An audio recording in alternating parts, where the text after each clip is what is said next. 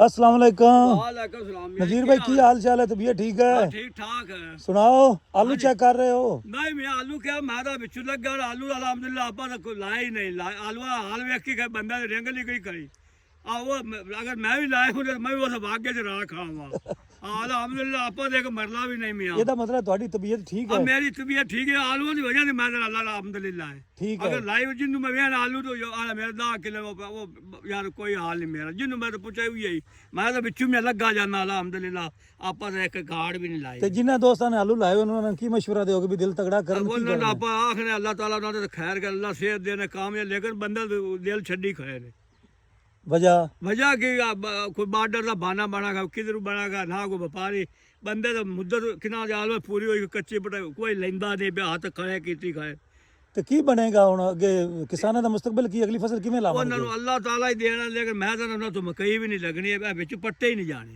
ਇਹ ਹਾਲਾਤ ਹੋ ਜਾਣਾ ਮਿਆਂ ਇਹ ਗੱਲ ਪੱਕੀ ਗੱਲ ਹੈ ਕਿ ਪੱਟੀ ਸਨ ਕੋ ਚਾਰ ਆਨੇ ਆਵਣ ਦੇ ਕੋਈ ਲਾ ਦੀ ਜਾਂ ਵਾਹ ਸੀ ਜਾਂ ਠੇਕਾ ਦੇ ਸੀ ਠੇਕੇਦਾਰ ਹੀ ਮਗਰ ਤੇ ਉਹ ਵੀ ਮਗਰ ਤੇ ਲਾ ਸੀ ਕਿਵੇਂ ਜ਼ਿਮੀਂਦਾਰ ਖੁਦ ਵੀ ਉਹਦੇ ਤੋਂ ਵੀ ਨਹੀਂ ਲੱਗਣੇ ਕੀ ਹੈ ਇਹ ਵਿੱਚੇ ਪੈ ਰਵਣ ਜਾਂ ਧੜਾਂ 'ਚ ਪੈ ਰਵਣ ਜਾਂ ਸਟੋਰਾਂ 'ਚ ਅਗਲੇ ਪੈ ਬੰਦੇ ਕੰਗਾਲ ਹੋ ਜਾਂਦੇ ਤੇ ਜ਼ਮੀਂਦਾਰ ਕਰਨ ਕੀ ਮਸ਼ਵਰਾ ਦਿਓ ਨਾ। पेश आई है हूँ कि करो पिन्नन एक अद्धा तो चलो पिन भी लवे मुँह गुट खोवे तो मुड़ कि जावे भी हर थां आलू ही आलू है पे बार बरार जिदे वे इक्का कार होई कोई अल्लाह ताला माफ करे आलू में बहुत ना एवं मसला रहा तो एवं जिमें कोई फ्लड आ गया बंदे वास्ते ਫਲੱਡ ਆ हाँ ਗਿਆ फ्लड आ गया बंदे ने एवं कामयाब होने।